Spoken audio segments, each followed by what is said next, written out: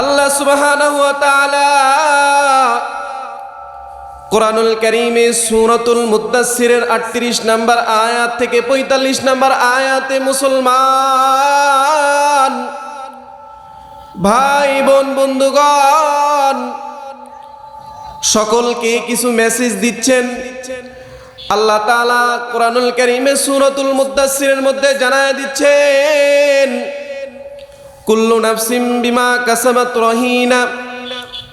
আল্লাহ তাআলা বলেন, ওগো বান্দা বান্দির দলেরা আমার, তোমরা প্রত্যেকেই প্রত্যেকের কৃতকর্মের জন্য দায়বদ্ধ। কাল কিয়ামতের ময়দানে মাহশারাতে আল্লাহ সুবহানাহু ওয়া তাআলা প্রত্যেকের কৃতকর্মের কারণে জিজ্ঞাসাবাদ করবেন। প্রত্যেকেই কৃতকর্মের জন্য দায়বদ্ধতা হবে। কিন্তু আল্লাহ তাআলা ডেকে আবার বলেন, ইল্লা আসহাবাল ইয়ামিন, কিন্তু যারা ডানপন্থী, কিন্তু যারা নেককার, যারা দুনিয়ায় নামাজি, এদের কোনো দায়বদ্ধতা কাল কিয়ামতের ময়দানে থাকবে না। আল্লাহ তাআলা জানায় দিলেন, দুনিয়ায় যারা নেককার পরেজগার হবে, দুনিয়ায় যারা ডানপন্থী হবে, আল্লাহ তাআলা ওই ব্যক্তিদের তার কৃতকর্মের জন্য দায়বদ্ধতা রাখবেন না, বরঞ্চ আল্লাহ তাআলা ফি জান্নাতি ইয়াতাসাআলুন, বরঞ্চ আল্লাহ তাআলা তাদেরকে জান্নাতি মেহমান হিসেবে কবুল করবেন। তারা জান্নাতের মধ্যে থাকবে। ফি ইয়াতাসাআলুন, এবং জিজ্ঞাসাবাদ করবে আনিল মুজরিমিন, অপরাধীদেরকে। আনিল মুজরিমিন, যারা জাহান্নামের শাস্তিপ্রাপ্ত, যারা মুজরিম, দুনিয়ায় অপরাধীর কাতারে যারা আছে, যারা নামাজ পড়ে নাই, ইবাদত গুজার নাই, কিয়ামতের ময়দানে আল্লাহ তাআলা যাদেরকে জাহান্নামী হিসেবে সাব্যস্ত করেছেন, তাদেরকে আল্লাহ সুবহানাহু ওয়া তাআলা জান্নাতীদের দ্বারায় প্রশ্ন করাবেন। জান্নাতীরা জাহান্নামীদেরকে ডেকে ডেকে প্রশ্ন করবে, ডেকে ডেকে বলবেন, মা সালাকাকুম ফি সাকার। ও আমার ভাই, দুনিয়ায় আপনি আমি প্রতিবেশী ছিলাম, দুনিয়ায় আপনারে দেখেছি, দুনিয়ায় আপনার অনেক কথা শুনেছি, দুনিয়ায় আপনার অনেক ক্ষমতা আছে এমনটা শুনেছিলাম, দুনিয়ায় আমি ইবাদত গুজার ছিলাম, ইবাদত করতাম, আপনি ইবাদত করতেন না। আপনার নাজ নেয়ামত আল্লাহ দুনিয়ায় এই পরিমাণ দিয়েছিলেন, আপনার নাজ নেয়ামত দেখে মাঝে মাঝে আমি চিন্তা করতাম, আহারে এরকম নাজ নেয়ামত যদি আল্লাহ আমারেও দুনিয়ায় দিত। আপনারে দেখে দুনিয়ায় আমি আফসোস করতাম, কিন্তু আজকে জান্নাতে আসার পরে দেখতেছি, আজকে জান্নাতে আসার পরে দেখতেছি আপনি জাহান্নামী। ও ভাই আমার, আমি জানতে চাই, মা সালাকাকুম ফি সাকার, কোন জিনিস আপনাকে জাহান্নামে আনলো, কোন জিনিস আপনাকে জাহান্নামের মালিক বানাইলো, কোন কারণে আপনার থেকে আমি আলাদা পৃথক হয়ে আমি জান্নাতি আপনি জাহান্নামী, এটা আমি জানতে চাই। ওই ব্যক্তিটা চোখের পানি ঝরায়া আল্লাহ তাআলা কুরআনুল কারীমের মধ্যে বলেন, ওই ব্যক্তিটা বলবে, ক্বালু লাম নাকু মিনাল মুসাল্লিন। ওই ব্যক্তিটা জান্নাতি মেহমানদেরকে, জান্নাতি ব্যক্তিকে ডেকে বলবে, ভাই, ক্বালু লাম নাকু মিনাল মুসাল্লিন, দুনিয়ায় আমি লাম নাকু মিনাল মুসাল্লিন, দুনিয়ায় আমি মুসল্লি ছিলাম না, দুনিয়ায় আমি নামাজ পড়ি নাই। আল্লাহ তাআলা আমাকে যে জাহান্নামে দিছেন, আল্লাহ তাআলা আমাকে যে শাস্তি দিচ্ছেন, তার অন্যতম একটা কারণ হলো দুনিয়ায় আমি নামাজি না, নামাজ আমি পড়ি নাই, মুয়াজ্জিনের ডাকে আমি সাড়া দেই নাই, মুয়াজ্জিন ডেকেছে ঠিকই, কিন্তু মুয়াজ্জিনের ডাকে আমি সাড়া দেই নাই।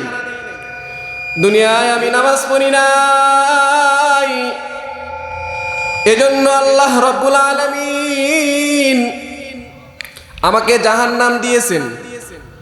ও মুসলমান, ওগনগির উম্মতের দলেরা আমার, ও কলিজার টুকরা মা বোনেরা আমার, যেই ব্যক্তিগুলো নামাজি নয় ওই ব্যক্তির স্থান হবে জাহান্নাম।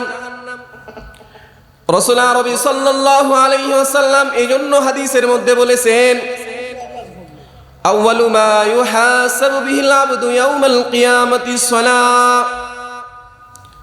ওগো আমার উম্মতের দল, আল্লাহ তাআলা কাল কিয়ামতের ময়দানে সর্বপ্রথম বান্দার নামাজের হিসাব নিবে। যদি বান্দা তোমার নামাজের হিসাব ঠিক থাকে, ও আমার উম্মত যদি তোমার নামাজের হিসাব ঠিক থাকে, তাহলে আমি রাসূল তোমাদেরকে জান্নাতের সুসংবাদ দিয়ে দিলাম। আর যদি তোমার দুনিয়ার বুকে নামাজ গরমিল হয়, যদি তুমি নামাজি না হও, তাহলে আল্লাহ তাআলা সূরাতুল মুদ্দাসসিরের এই আয়াতের মধ্যে বলেন, জাহান্নামী যারা হবে তাদের অন্যতম কারণ হবে, তাদের অন্যতম একটা কারণ, প্রধান কারণ হবে তারা দুনিয়ায় নামাজি না। আরেক হাদিসের মধ্যে রাসূলুল্লাহ সাল্লাল্লাহু আলাইহি ওয়াসাল্লাম বলেছেন, মিফতাহুল জান্নাতিস সালাহ। ও আমার উম্মতের দল, আল্লাহ তাআলা নামাজকে জান্নাতের দরজার চাবি বানায় দিয়েছে। নেক আমলের বদৌলতে যদি আমরা জান্নাতও পাই, কিন্তু যদি আপনি আমি নামাজ না পড়ি, জান্নাতের দরজা পর্যন্ত যাইতে পারবো, কিন্তু নামাজের চাবি না হলে, সালাত নামক চাবি না হলে আমরা জান্নাতে যাইতে পারবো না। এজন্য মুসলমান ভাই বোনেরা আমার, দুনিয়ায় আমাদের নামাজি হতে হবে। জাহান্নামীদেরকে যে জান্নাতীরা ডেকে ডেকে বলবে তোমরা জাহান্নামে আসছো, তার কারণ কি? এক নাম্বার কারণ, জাহান্নামীরা বলবে আমরা দুনিয়ায় মুসল্লি ছিলাম না, ওয়ালাম নাকুনু তুইমুল মিসকিন। দুই নাম্বার কারণে তারা বলবে আমরা মিসকিনদেরকে খাওয়াইতাম না, অনাহারীদেরকে খাবার দিতাম না। আল্লাহ সুবহানাহু ওয়া তাআলা কুরআনুল কারীমের মধ্যে বলেন, ওয়ালাম নাকুনু তুইমুল মিসকিন। জাহান্নামী যে সমস্ত ব্যক্তিরা থাকবে তারা দুই নম্বরে বলবে আমাদের জাহান্নামে আসার মূলত কারণ হলো, দ্বিতীয় নাম্বার কারণ হলো দুনিয়ায় আমরা মিসকিনদেরকে খাওয়াইতাম না। আল্লাহ তাআলা অঢেল সম্পদ আমাদেরকে দান করেছেন। বাড়ির পাশে এতিমখানা মাদ্রাসাগুলো ছিল, বাড়ির পাশে অনেক অসহায় দরিদ্র দুর্ভিক্ষওয়ালা ব্যক্তিগুলো ছিল, অনাহারী অনেকেই ছিল। আমাদের কাছে খাবার পর্যন্ত চাইছে, কিন্তু আমরা খাবার দেই নাই। এই দুই নাম্বার কারণ। দ্বিতীয় কারণে আল্লাহ আমাদেরকে জাহান্নামী বানিয়েছেন। ও মুসলমান ভাই বোনেরা আমার, তৃতীয় নাম্বার কারণে তারা বলবে অকুন্না নাখুযু মাল খায়িদিন। তৃতীয় নাম্বার কারণে তারা বলবে অকুন্না নাখুযু মাল খায়িদিন। চতুর্থ নাম্বার কারণে তারা বলবে অকুন্না নুকাজ্জিবু বিয়াউমিদ্দিন। আমরা গীবতকারীদের সাথে গীবত করেছিলাম এবং আমরা কিয়ামতের দিবসকে অস্বীকার করেছিলাম। হাত্তা আতানাল ইয়াকিন। এমন তো অবস্থায় ইয়াকিন চলে আসছে, মানে মৃত্যু চলে আসছে। এই অবস্থায় আমরা মারা যাওয়ার কারণে আল্লাহ রাব্বুল আলামিন আমাদের উপর অসন্তুষ্ট হয়ে আমাদেরকে জাহান্নামী বানিয়েছেন। ওশালটি মুরাদপুরের মুসলমান ভাই বোনেরা আমার, সূরাতুল মুদ্দাসসিরের ৩৫ নম্বর আয়াত থেকে ৪৫ নম্বর আয়াতের তাফসীরগুলো খুলে দেখবেন। এখানে স্পষ্ট বোঝা যায় জাহান্নামী হওয়ার প্রথম কারণ হবে যারা নামাজ পড়বো না, দ্বিতীয় কারণ যারা মিসকিনদেরকে খাওয়াবো না, তৃতীয় কারণ যারা দুনিয়ায় জমিনে গীবত শিকায়েত করে, পরনিন্দা করে, চতুর্থ কারণ হলো যারা কিয়ামতের দিবসকে বিশ্বাস করে না। এই মূলত চারটি বিষয়ের কারণে, চারটি কারণে জাহান্নামীদের সংখ্যা বেশি হবে। মুসলমান ভাইরা আমার, আল্লাহ রাব্বুল আলামিন আমাদের প্রত্যেক মুসলমান ভাই এবং বোনেদেরকে এই চারটা বিষয় থেকে পরহেজ করার মতো আল্লাহ তাআলা আমাদেরকে তৌফিক দান করুক। বিশেষ করে আল্লাহ তাআলা আমাদেরকে নামাজি বানান।